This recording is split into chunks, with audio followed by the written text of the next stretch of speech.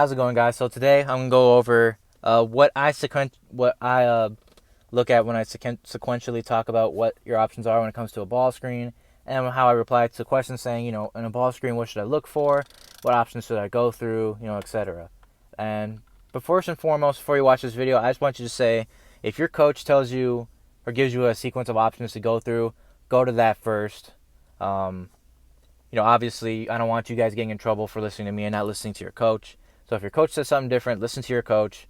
Don't listen to me. Listen to your coach, because your coach ultimately is giving you your minutes, and if you don't listen to your coach, he's taking away your minutes, and that's not always, and that's never a good thing.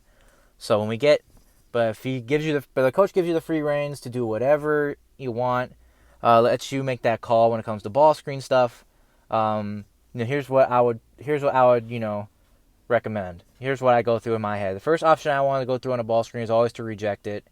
And number one reason is because the defense is rarely ever prepared for the ball handler to reject the ball screen. Usually you always hear you want to force them into the screen, you want to force the defender to use the offensive player to use the screen, et cetera, et cetera. So, and always when it comes to rejecting the screen, watch the video here.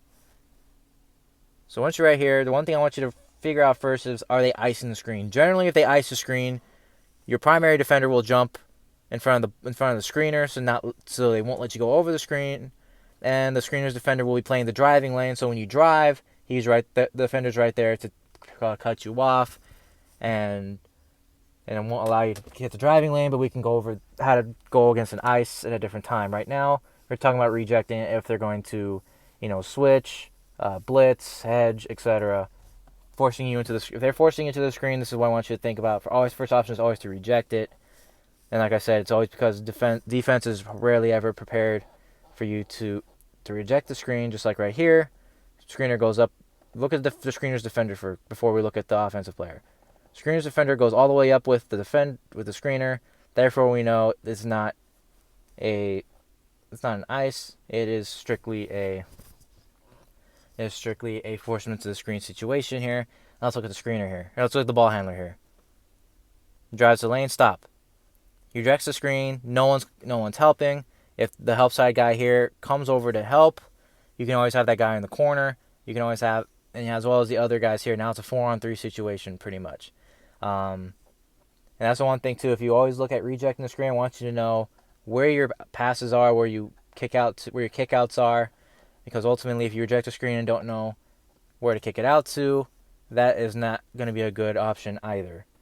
But here, he rejects the screen, doesn't need a kick out, just gets to the rim, good finish. Move to the second clip here. Swing it to the rim here. Same thing. Defender tries to force him in. Defender's not paying attention. Defender doesn't force him into the screen. The offensive player rejects the screen. It's a good recovery by the defender, but even better finish by the offensive player. So right here, this one's more just a catch and rip, but same thing. If you can catch your defender, falling asleep on defense, you always want to take advantage of it and rip and get downhill, especially in that situation.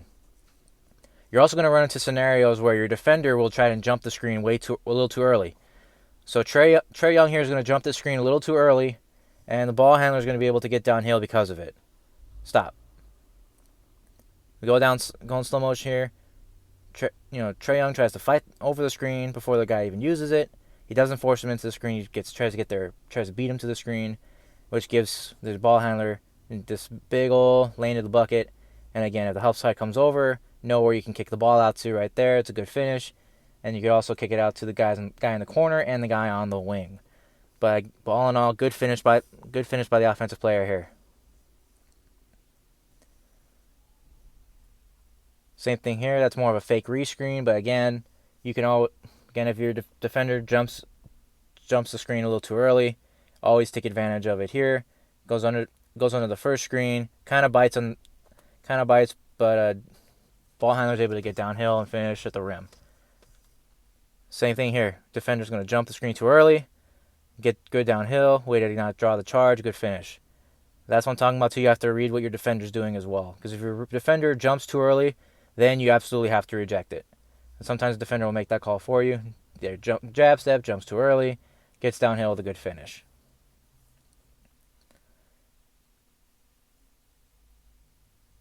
That's more in transition. But again, if you can get your defender to jump to the screen again, that's always a good thing. Here, that defender's not if the defender's not paying attention, you can always get downhill. That's always I want you to look at doing. Ball screen rejects. If your defender's not paying attention, you just rip by him. And if the defender, jumps the screen too early, that's why I want you to always think reject first. Because if you don't think reject and you try and use a screen, you're gonna either run into issues, or you're not gonna get the look on offense that you want. So that's my number one option, is to always reject the screen, because the defender, number one, if they're not forcing into the screen, your best option is to always reject to get a better look. And of course, the help side isn't prepared to guard a player who's rejecting the ball screen. Okay, thanks for tuning in, guys. Appreciate it.